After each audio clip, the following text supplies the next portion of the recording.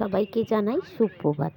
সকাল সকালই বাজারে বেরিয়ে পড়েছি, একটু কাঁচা সবজি আর মাংস বাড়িতে নিয়ে যাচ্ছি, সেটাই রান্না করব। চলুন বাড়ি ফিরি।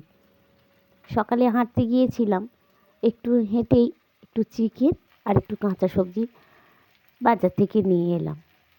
সিনচানকে কিছুতেই মাছ খাওয়ানো যায় না, শুধু চাই চিকেন, আর অন্য কিছু ওর লাগে না। সবজিও খেতে চায় না এখন, একটু জোর করে সবজিও খাওয়াই। চিকেনের মধ্যে খুব একটা বেশি আবার ঝাল দিলে চলবে না, আমরা একটু ঝাল খেতে পছন্দ করি, আর ঝাল ঝাল চিকেন হলে আমাদের আর কিছু লাগে না, গরম ভাত খাওয়া হয়ে যায়।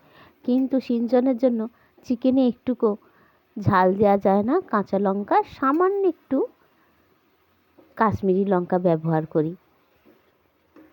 আজকে চিকেনের দাম 240 টাকা, দামটা বেশ বাড়াই রয়েছে, একটুকু কমেনি চিকেনের দাম। চলুন, জল দিয়ে দিয়েছি, এই 10 মিনিট ফুটতে থাকুক, একটু ছাদে যাব। চলুন, মাংসটা ঢাকা দিয়ে দিলাম। চলুন এবারে একটু ছাদে যাই। গরম পড়ে গেছে, ধনেপাতাগুলো একটু হলুদ হয়ে যাচ্ছে, বেশ সুন্দর রোদও উঠেছে, একদম ঝলমল করছে চারিদিকটা। চলুন, এখন 11টা বাজে। এই দেখুন, শীতকালে অনেকটাই ধনেপাতা হয়েছিল, দুটি রয়েছে, সেগুলো তুলে নিই। মনে হচ্ছে এই শীতের আমার এই ধনেপাতাগুলোই শেষ বোধহয় খাওয়া হবে।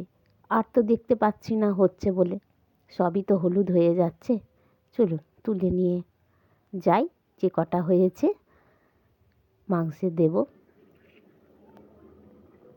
এই ধনেপাতার গন্ধটা খুব সুন্দর, অল্পই হয়েছে। চলুন, মাংসটাও মনে হচ্ছে সেদ্ধ হয়ে গেছে।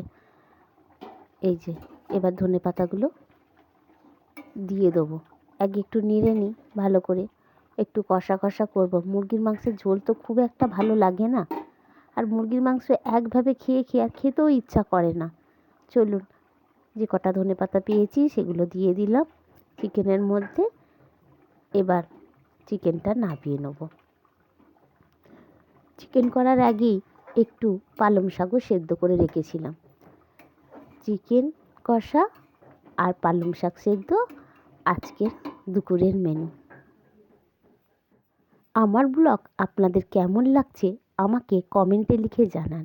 ভালো লাগলে ছোট্ট একটা লাইক দিন। সবাই ভালো থাকবেন, সুস্থ থাকবেন আর সাবধানে থাকবেন। ব্লগটা কেমন লাগলো অবশ্যই আমাকে কমেন্টে লিখে জানাবেন।